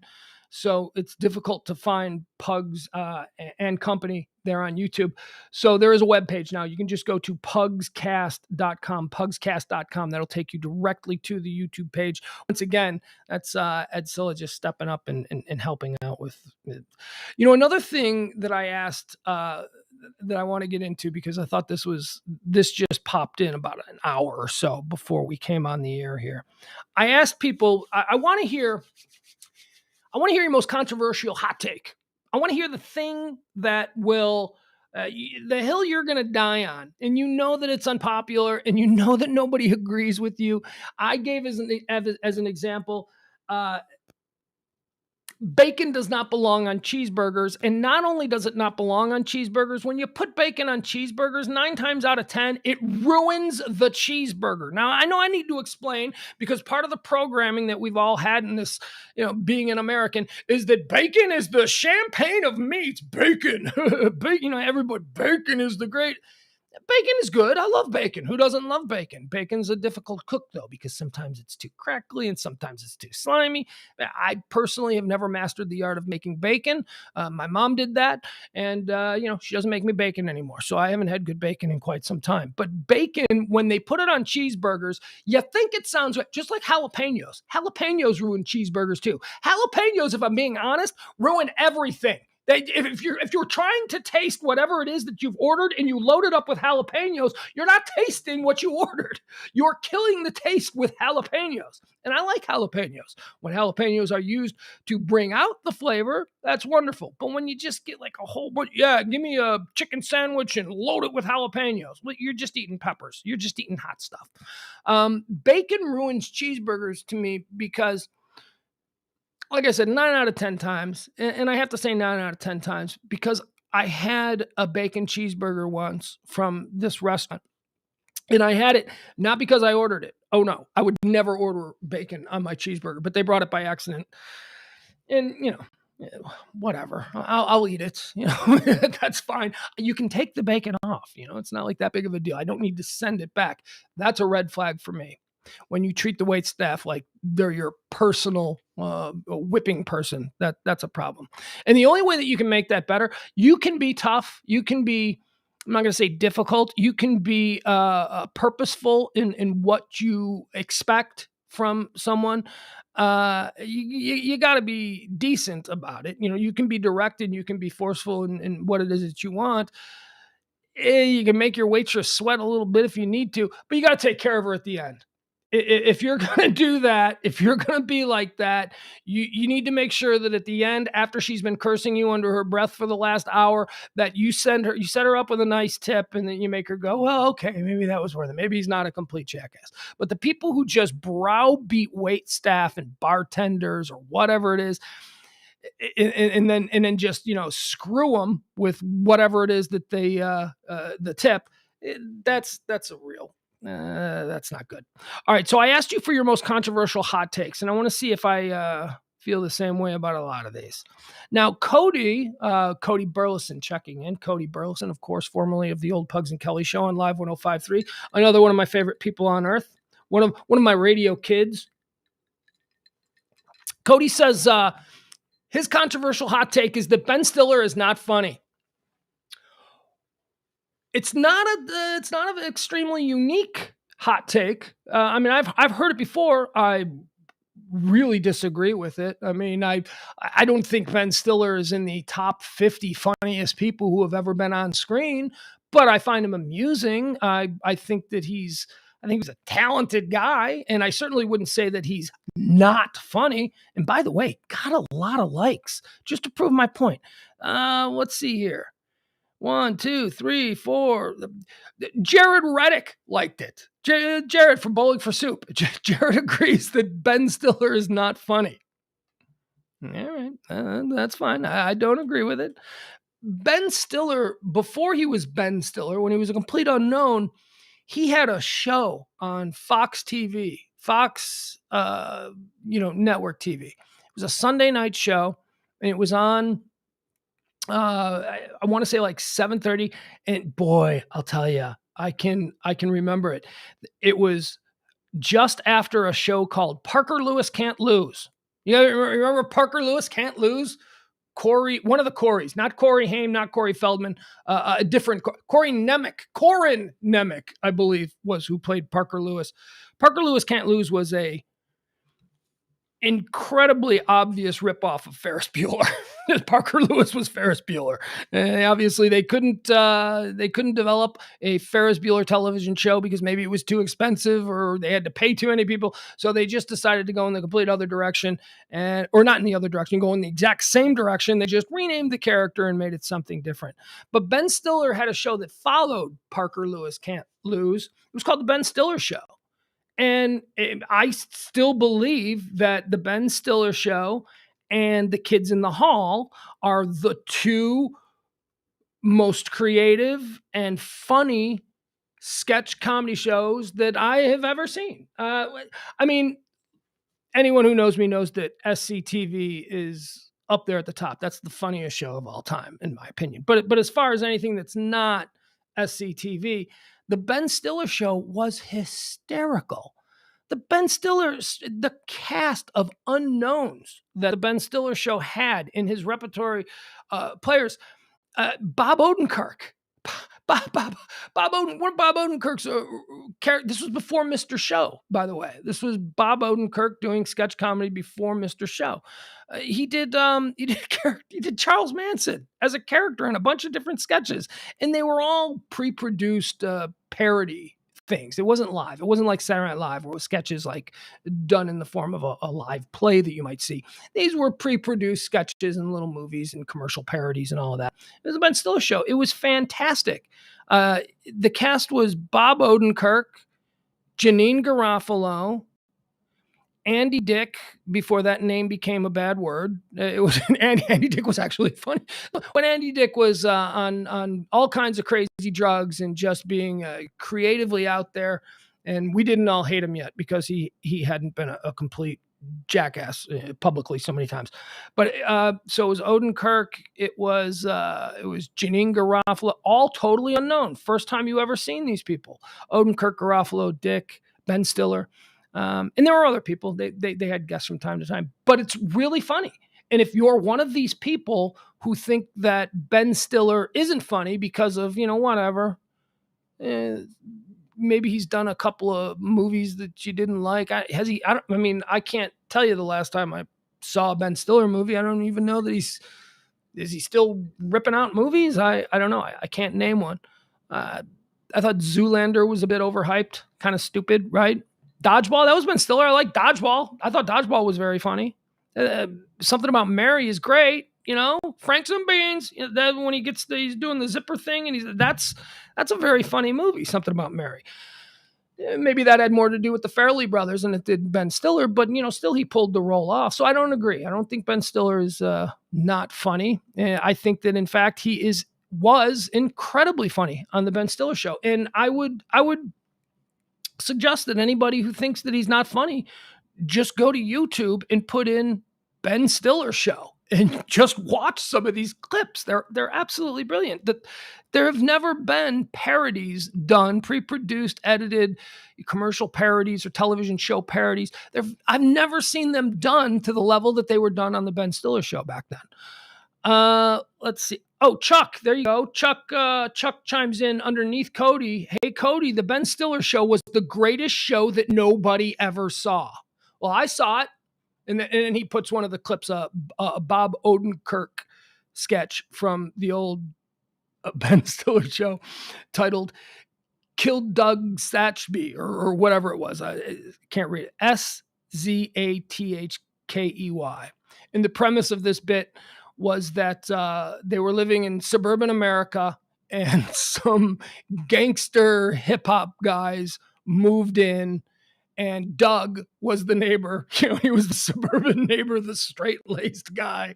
And they just didn't, we talked earlier about neighbors not getting along.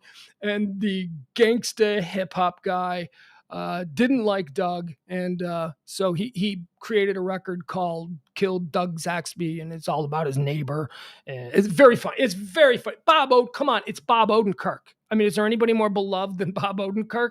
And don't think that just because he was 28 years old that he wasn't funny. He was hysterical. So again, YouTube, Ben Stiller show. You can check it out there and make up your own mind. Maybe I'm overstating it, but I don't think I am. Corey, his hot take, the hill that he's going to die on, Tim Duncan was overrated. I've heard that, I've heard that before. Was he overrated? I mean, he played in San Antonio his entire career. I mean, you want to talk about somebody playing in a small market.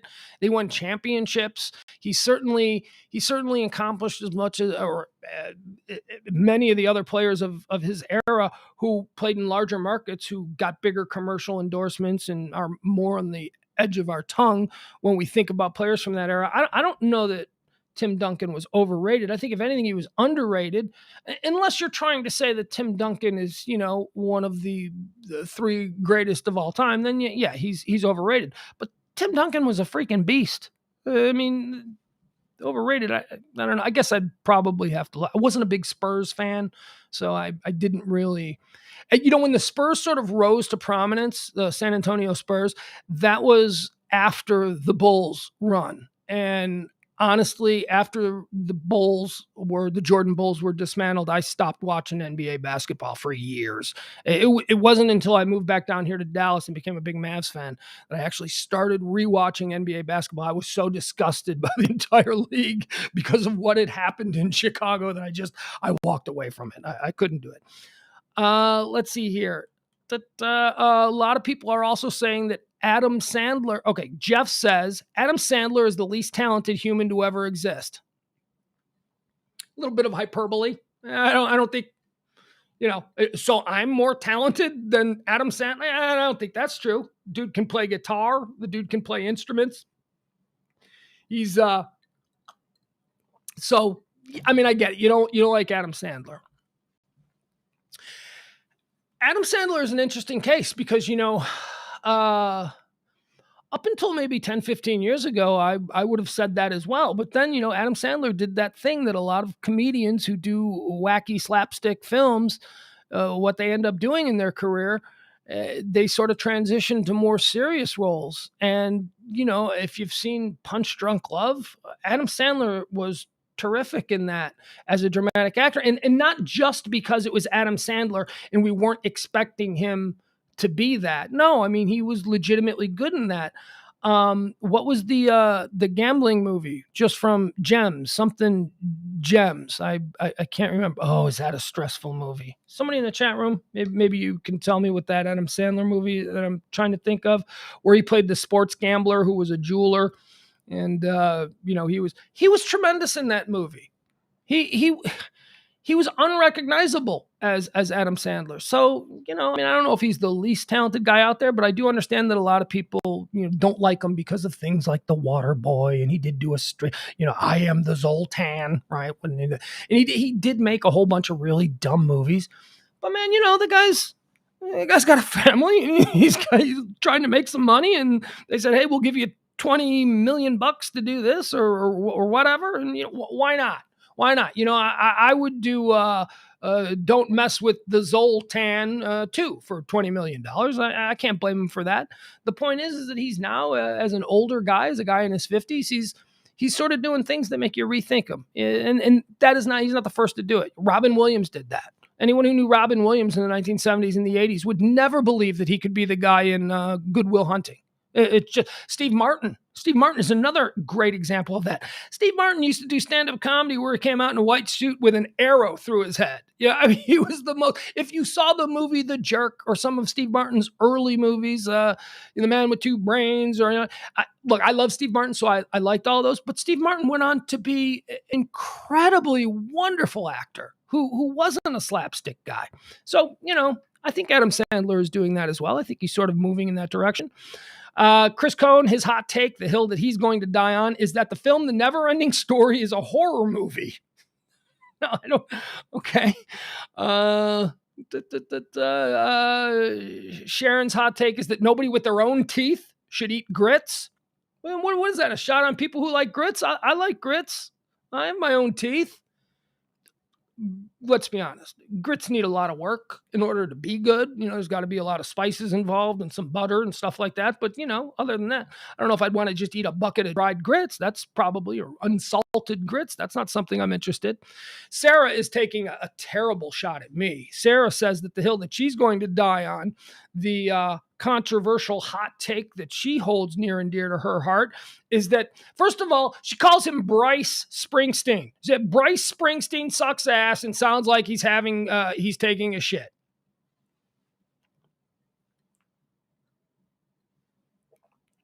His name is Bruce, Sarah, the boss to you. Cody says his hot take is that The Big Bang Theory sucks. The Big Bang Theory doesn't suck, right? The Big Bang Theory isn't Arrested Development. The Big Bang Theory isn't Curb Your Enthusiasm. It's not Ted Lasso or anything like that. But The Big Bang Theory is a perfectly serviceable situation comedy. I found myself on the couch watching old episodes. I mean, you can't deny. Look, I like that Kaylee Cuoco. How do you? I don't even know. I like her. I like her a lot. I like her in that new show that she's got on HBO Max, the stewardess thing. I don't know what it's called, but we'll figure that out when we do the Emmy stuff, because she got nominated for a whole bunch of stuff. So I don't really dislike The Big Bang Theory. Although I can't imagine that Sheldon show is any, that just seems like such a, God, talk about milking the premise. Young Sheldon, I've never seen it. Apparently it's a huge hit. People love it. I don't know. Shelley, Golden Girls. She don't get it. Okay, I like that. Marty says that Van Halen sucks. I've heard that. Jennifer is saying that Jennifer Lopez is not talented and she's overrated. Look, overrated, I can't argue with that. In my mind, I think of Jennifer Lopez as somebody who has probably peaked in her career, but I could be wrong. I do remember at one point, Jennifer Lopez had like the #1 movie in America and the #1 album in America and the #1 book in America. There was something crazy where she had done something that nobody had ever done. And this was like around 1999 or 1998. I don't know. She's a good dancer. She's a singer. She's an actress. She's pretty. Oh, that's a talented. But you know what I mean? She's got some things going on. I'm not a particular fan of Jennifer Lopez, but I don't think that I would say that she's not talented. I might agree with you that she's overrated, but certainly not talented. Let's see here. Casey, here's a good one. This is Casey's hot take. Chicken fajitas are better than steak fajitas. Hell no. Hell no. There is no situation anywhere where chicken is better than steak. And, you're talking to a guy who eats nothing but chicken.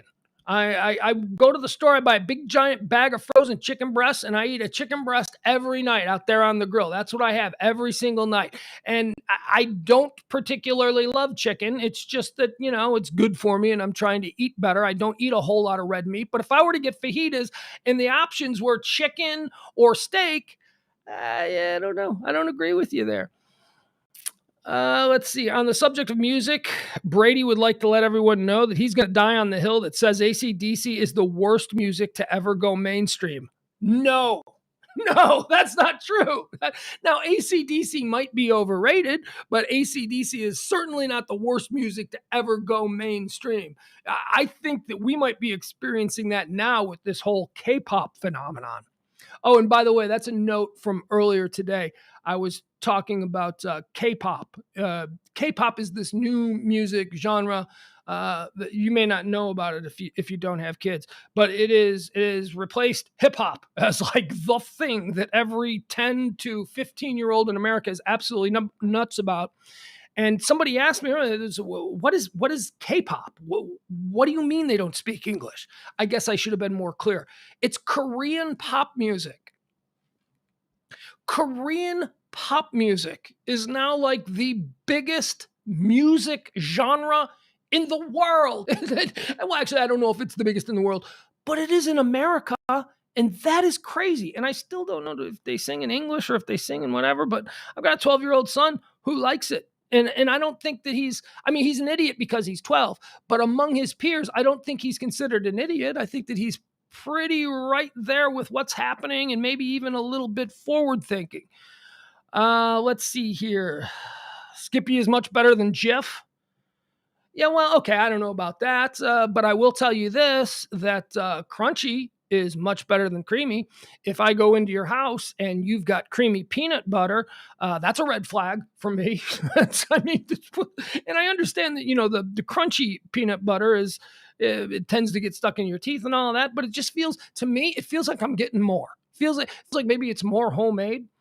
All right, so there we'll go through these. Clayton Keith says that the hill he's going to die on is that Dunkin' makes decent coffee, but the donuts are trash.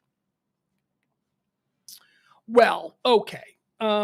Trash. Again, I think we're overstating this one just a little bit. No donuts are trash unless they're literally fished out of the trash and 2 days old. Donuts are sugar and fat and cakey with ice cream, icing, on top. even the worst donut is still going to be better than a bowl of broccoli. So I don't know, it's trash. But yeah, I mean, I see what you mean about Dunkin' Donuts. I love the one-off mom and pop donut shops that are all around. Not the chains. I also like the Krispy Kreme. There's nothing better than like some day-old Krispy Kremes in a microwave for like 10 seconds, and they get so soft. And it's so. As far as donuts go, I don't really have a donut hot take. If you put one in front of me, I'll eat it. I like Long Johns. I like the the long. Those are what I like. I like the pink, which I think is some form of strawberry. I like the pink Long John, and I like the white Long John. It's not like I'm going to go to war with the chocolate Long John. It's just that if I've got my choice, I'm going to go with those two. Okay, let's see here. Sean Harrington says the Beatles were just okay. You people have just no appreciation for the AC/DC sucks. Van Halen sucks. The Matrix or the Beatles are just okay.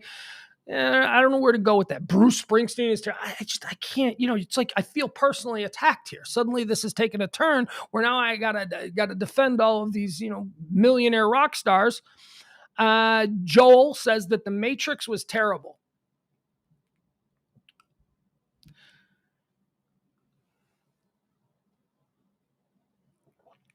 Joel, I don't disagree with you. I don't know that I'm going to go all the way with you that the Matrix was terrible, but I do feel that it's a bit overrated. I do think that I think that there are a lot of people, again, this goes back to our programming. We're all programmed to just spout shit out without really thinking about it. I think that the Matrix, I think that a lot of people who truly love the Matrix and act like it's this groundbreaking, incredible film, I don't think that a good 70% of them understand it. I don't, and I say that because I don't understand it. I get the concept of the red pill and the blue pill, but I mean, it's like that movie Inception.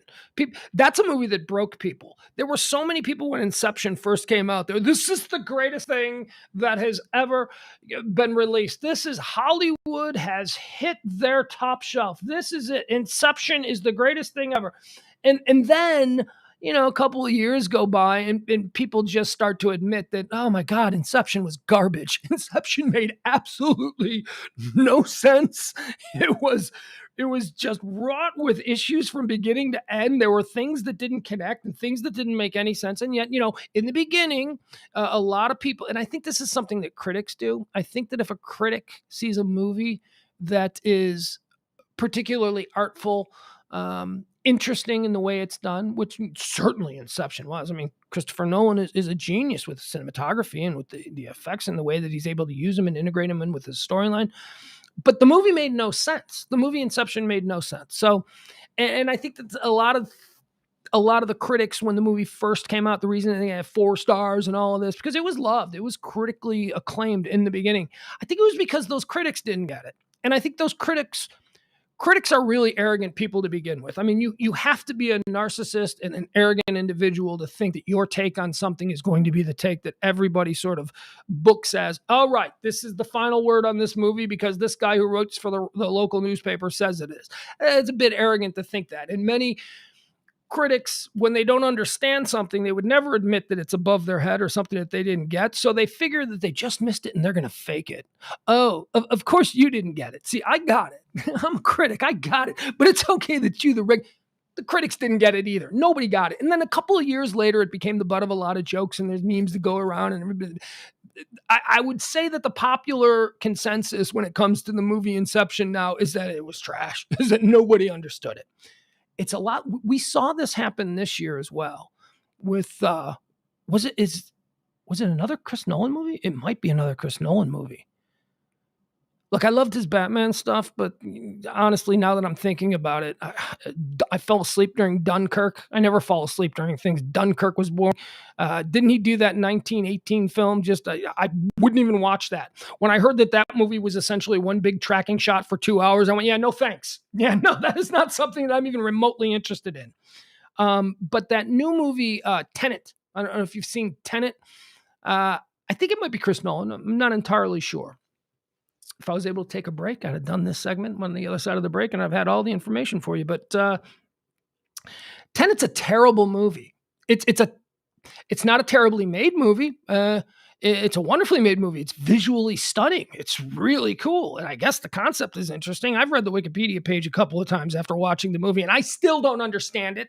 And the critics all loved it because, or at least some of the critics in the beginning, it was, this movie. Oh, this is going to be the movie of the year. And then everybody saw it and everybody went, yeah, I don't get it.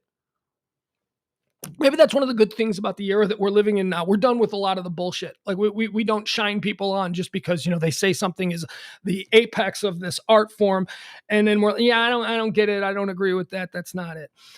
Let's see here. Let's move over to the chat room. Let's see what people say. No. You know what? I'm looking at some of these comments in the chat room, and I haven't looked at them in so long that I'm not even entirely certain what they're in reference to. So, let's. Yeah.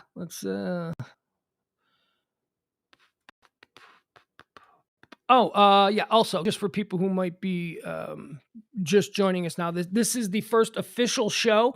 We're going to be doing this version of a late night talk show every night at 10 o'clock. It's going to be lighter, non-divisive. We're going to talk a lot about entertainment stuff, and we're going to be divisive in a different kind of way, not in the way that we hear on most radio.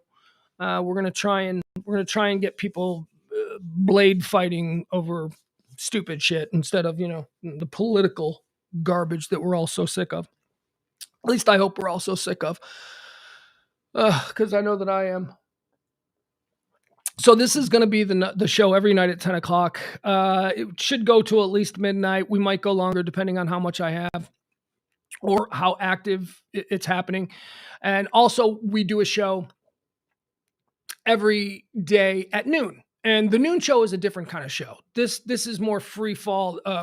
This is more whatever is happening. We'll just, talk about whatever. We'll have guests during this show. We'll have maybe bits, do a little sillier stuff during this 10 o'clock late night show. But the noon show is, like I say, I want it to be utilitarian. I want it to be something that you can tune into maybe on your lunch break every day. And what we do is we just go through all of the topics that are trending and we try and explain them and figure out why they're trending. Just sort of a bit of a cheat sheet for you for the rest of your day. So you could say, when somebody says, hey, did you hear about that thing that happened in, Los Angeles, and you could say, oh yeah, actually I did. I just heard that. So that's what my vision is for the noon show. And the noon show also probably is going to go a couple of hours. Again, it depends on how much. Could go more than that. And in addition, this whole thing, we're going to be breaking in and doing live shots whenever big news happens. Like something happens at, say, 7 o'clock in the evening. Yeah, I'll jump on here and we'll just start right there. And maybe that thing will take us all the way to the 10 o'clock show. We'll see. We'll play it by ear. So if you want to be up on any of that stuff, you can go to any of the things, any of the platforms that are listed right there on the page, whether it be Facebook, Twitter, YouTube. The YouTube page, we hear you. A lot of people have complained it's difficult to find the Pugs and Company page on YouTube simply because America and the world has a bizarre love of the pug dog. So when you try and find this show, you have to just sift through all of these, a lot of dogs have YouTube channels, and I'm unfortunately stuck in the middle there. So we've created a easy to find web page. You can just go to pugscast.com, and it'll take you directly to the YouTube channel. And all of the shows that we do will be archived there on the YouTube channel. And for those of you who say that you would really prefer that we do some kind of a podcast, all I can tell you on that is that the podcasts are coming. And we do have some ideas, and we're going to try and do a whole bunch of, interesting things in the podcast form. So that's all coming up, and it'll all be up there on the radiomisfits.com. Radio Misfits Network is who's putting this whole thing together. All right. So another one of the things that we talked about and that I asked you to do there on the Facebook page was I wanted you to tell me what it is that you're watching. Because let's be honest, with all the bullshit that's going on, sometimes we just need to come home and find something good and veg out on the couch and just spend the rest of our evening watching something that truly either fulfills us or allows us to completely check out. So on the Facebook page, I asked a bunch of you, what is your favorite show of all time? And then I asked you, what is your current favorite show? And a bit of a trick on my part, because what I was trying to do was I really just want to know what your favorite show is right now so that we can maybe create some sort of a list of things that we can all check out, because there's nothing worse than having a million options. And we do. There are a million options of things that we can all watch uh, and not knowing. It's a needle in a haystack, you know? So, and do you remember there used to be, pardon me, there's no such thing as a TV guide anymore. I mean, there are kids out there. My son, who's 12 years old, would have no clue what a TV guide. What the hell is a TV guide? Well, it was something that you could look at, and it would tell you everything that is on TV when it's on. And this was, of course, back when we had a thing called networks, and they were the only things available. We didn't have the streaming platforms, and everything was appointment viewing. It was Wednesdays at 8, or Fridays, and they aired for once a week. And then after your 30-minute favorite show, whether it was Mork and Mindy or Happy Days or whatever it might be, when that was over, you had to wait an entire week to see another 30 minutes. That is absolutely absurd to my son. My son thinks, I mean, he does deal with it in some form as a fan of The Mandalorian. That's a weekly show. But what he does is what a lot of people do. He just lets the entire season build up and then he binges. And that's what I like to do as well. Binging has been a godsend for television watching. I mean, is there anything better than deciding that you're not going to do anything this weekend and you're just going to lay on the couch and you're going to watch the entire season of some show and hope, and preferably a show that really gets you in the first episode so that you roll right into the second. And then if you're staying up till 4:00 in the morning because you just want to finish this last episode. I mean, that is wonderful. The brand new television watching experience of binging is just something that I never thought. I thought that when the binge method of watching television came in, that was it, that there would be no such thing as appointment viewing anymore. And there would be no reason to ever have to wait an entire week to see the next episode of your favorite show. But now here we are, like a couple of years later, and they're starting to do it to us again. It's like Ted Lasso. We're going to talk about the favorite shows. Ted Lasso is my current favorite show. And I have to be honest with you, it is very close after only maybe 14 episodes. We're 4 episodes into the second season. It is very close to being my favorite show of all time. But that damn show is making me wait. That show, how great would Ted Lasso be if we could just rip through an entire season on a Saturday? Get on the couch. They're only a half hour, so you sit on the couch, and 5 hours later, you've ripped through the entire season. And you can do that now, actually, if you have Apple TV or you have access to Ted Lasso, because the entire first season is there ready to binge. But now here we are in the second season, and my plan was, by the way, my plan originally with this new season of Ted Lasso was that I was going to just binge watch it. I was going to wait. I was going to hold back, and I didn't care what the people were saying. I wasn't worried about spoilers or anything like that. I was going to wait 10 weeks and then binge the entire second season of Ted Lasso. That didn't work out, because as soon as the first episode posted, I was like, I need to watch this. And that's why it's my favorite show. That's a good indication of why or how good of a show it is, that I am willing to put myself through the pain of waiting all week long to watch the next episode simply because it's that good. Now, I wouldn't do that with many other shows, but that is a show that I'm doing that with. Okay, so let's go through some of these things. Let's find out exactly what your favorite shows are of all time and some of your favorite shows are currently. And then we're going to get into the Emmys, and we're going to talk about what is actually winning these awards. Let's see how many of these, or at least in the eyes of the Television Arts Academy, which ones of these shows are the top tier ones. And by the way, that doesn't mean dick. It really doesn't, because shows that get nominated for awards, that's great, and on some level it's a validation. If you love a show and then you see that it's like, for me personally, with the whole Ted Lasso thing, I have been screaming from the rooftops for 2 years now about this show. I mean, from the moment that this show was available on Apple TV, I started watching it, and it absolutely wrecked me with what a unique and interesting kind of show that it was. And I'm sure that over the course of these shows, I'll let you in on some of the things that it did for me. And Ted Lasso in this year's Emmys set a record for the most nominations for a show that for a new show, the most nominations ever in the history of the Emmy Awards for a freshman show. And that is validation for me. I mean, I don't really care if it wasn't nominated for anything, I would still be shouting it from the rooftops. But the fact that the critics and, all the hoity-toity people who, consider themselves tastemakers agree with, that's validation. Now I don't feel like so much of an idiot for, screaming about it for so long. But conversely, there's a show on Netflix called Peaky Blinders, which is in the 1 hour format, my favorite show on television. I adore this show, and it is completely ignored by the awards, by the people, by the tastemakers, by the people who put it out there. These are the shows you need to watch. Peaky Blinders is completely ignored. It's a Netflix show. You can jump in right now. There's 4 seasons. It's an English show. So if that's a problem for you, well, okay. Don't listen to anything I say, because I don't really have a problem with that. You know what I do, though? Pro tip for people who watch English shows, be it The Crown, Peaky Blinders, or whatever else. Even Ted Lasso. See, I don't even consider that an English show, but it is an English show. So if you watch these English shows, a pro tip for you is put the captions on.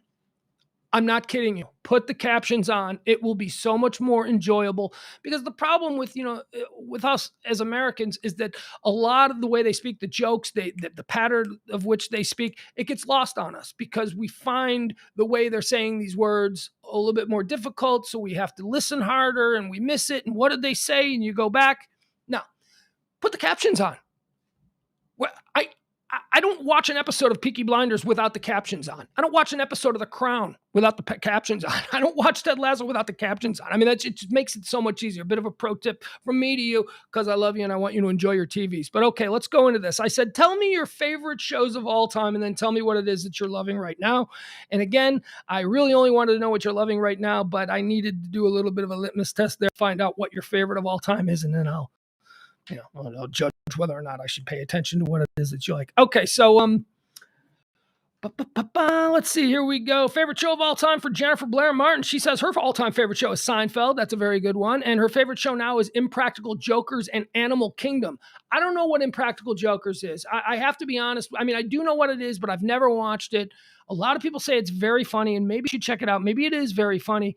But for some reason in my mind, it feels jackassy. And I've never watched an episode of Jackass. I was like 30 years old when that one came out. And I just thought, oh, Jesus, these kids, they're going to be the end of us. And look at us. Here we are, like 25 years later. Yeah, pretty much that generation is the end of us. That generation took the ball and, spiked it at the 1 yard line instead of the end zone. And now we're dealing with all of this bullshit. So, yeah, the Jackass generation, I was probably right. And I think of in my mind, and like I said, I might be wrong about this, but I sort of put it in with that kind of show, or a prank show. Is that what it is? Impractical Jokers, is that a prank show? And not really my thing. So Jennifer loses me on that, but then she throws out Animal Kingdom. Animal Kingdom is terrific. Animal Kingdom is a great show. So good on you. Her all-time favorite is Seinfeld. I agree with that. Her favorite's now Impractical Jokers and Animal Kingdom. Don't agree with Impractical Jokers, but no judgments. I'm not familiar with it, and I have some preconceived notions that I probably need to work out on my own end. Nick Rodriguez, he comes in with, I guess Gilmore Girls is Gilmore Girls and Seinfeld. Neither of those really, one of those, that's your current favorite show? That's really not what I'm looking for. Dominic had an interesting one. His favorite show of all time is The Simpsons, with an asterisk. Only seasons 1 through 11. Whoa, what do you mean? Only seasons 1 through 11? What happened with The Simpsons? Did they fall off a cliff around 1998? I don't know. I do not. There was a time when I recorded every episode of The Simpsons and watched every episode of The Simpsons. But I mean, 30 years later, it's still great. That is certainly no knock on The Simpsons. It's just it's not a part of my everyday television viewing the way it once was. But if I'm looking for something to watch and I flip around and see, this is a lie. Nobody flips around, and that's not how I watch TV. I go to it purposely. But if The Simpsons are on, I'll watch it and I'll enjoy it. It's a good show. I mean, it's a brilliant show. It's one of the best done shows of all time. Demira, my friend Demira, she likes Modern Family. That is her favorite of all time. And then let's see. I'm looking for some good ones. Cody says his all-time favorite is Breaking Bad, and his current is Ted Lasso. All right, Cody and I could sit on the couch and veg together and probably watch a bunch of shows and enjoy the same stuff, because I don't know that my all-time favorite is Breaking Bad. I love Breaking Bad. Breaking Bad is probably in my top 10 favorite shows of all time, but I still think that my favorite all-time show is probably either The Sopranos or Battlestar Galactica. And don't get me started on Battlestar Galactica.